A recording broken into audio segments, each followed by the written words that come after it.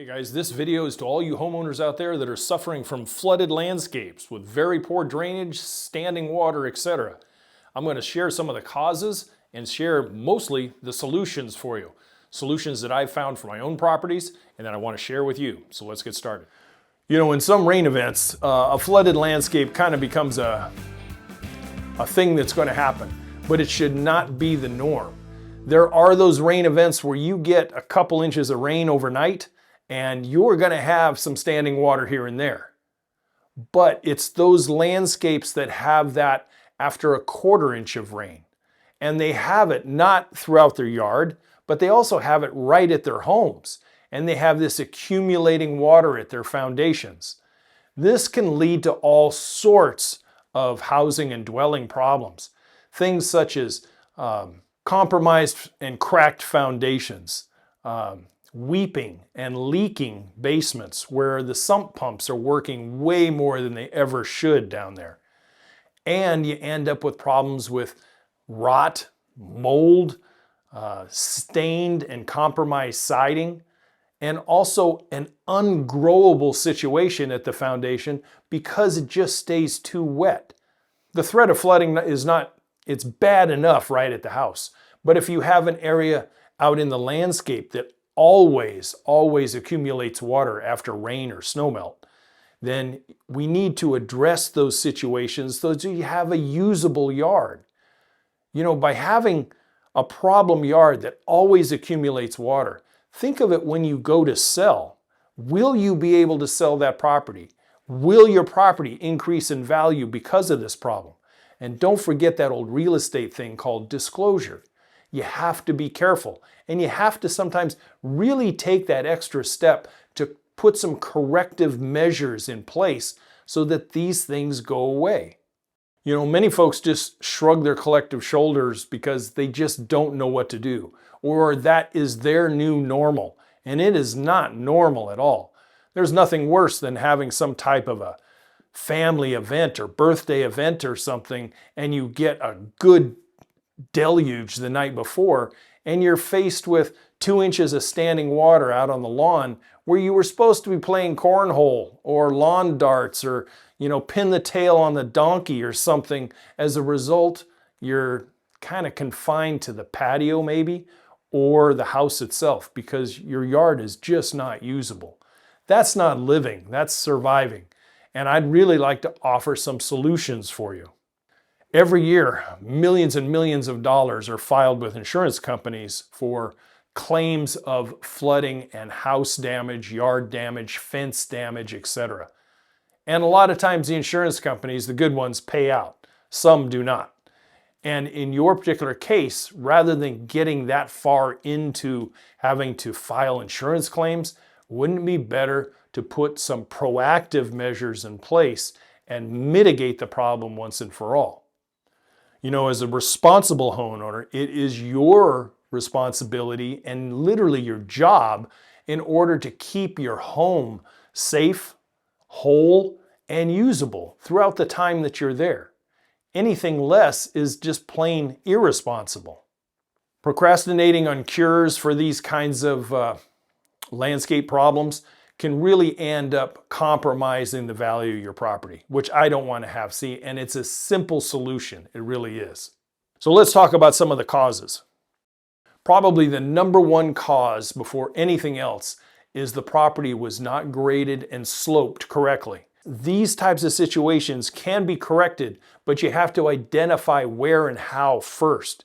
You can't just go buy a dump truck full of dirt and not know where and how much to put it. But you're basically going to create yourself a 1-degree pitch away from your house. That may mean that you have to go in there and rip out plants and other things in order to accomplish this. But so be it. You can sometimes put the plants back after the slope and grade is created. Also, some of the low spots in the yard can be filled in. And by correcting the grade and slope, you will end up having a yard where the grade and ground slope away from the house, so water that naturally collects on there goes away from the house. Then you're going to put the second element in place that's going to kind of permanently eliminate this once and for all. You know, one of the best solutions to start controlling the water is a gutter system for your house itself, if you don't already have one. And if you do have one, is it functioning properly? There are time and time again that I used to go to people's houses and the gutter systems were so clogged with leaves from 2 and 3 years ago that they just weren't functioning. They were just flowing over the gutters. And we would have to go in there and clean those out and rotor-rooter the downspouts out and clean them all off before we ended up doing this next phase of checking the floodwaters in the landscape.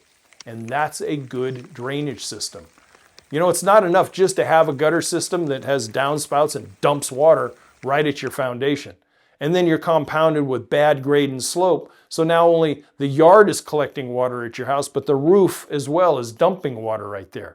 We have to install a drain system with the proper slope that gets that water away from the house and to a safe evacuation point somewhere else in the yard or off the property altogether. Do not dump your water at your fence line and let your neighbor worry about it. Don't be that person.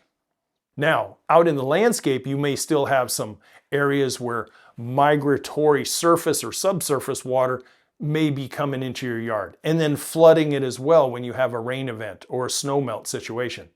There, French drains and other things, and there is a slew and litany of channels and other things that teach you exactly how to put in French drains and direct water where you want it to go.